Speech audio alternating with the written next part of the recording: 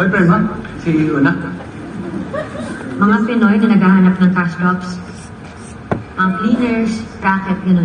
Uy, sama naman dyan. Alam mo, marami rin akong pangangailangan ngayon eh.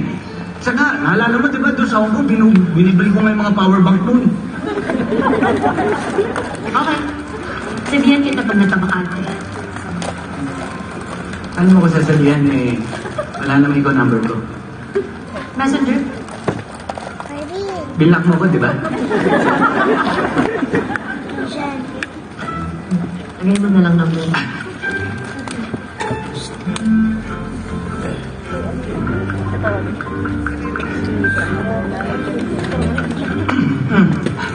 Hindi. Pinuhay mo ulit si Joy. Hindi ka na KJ. KJ.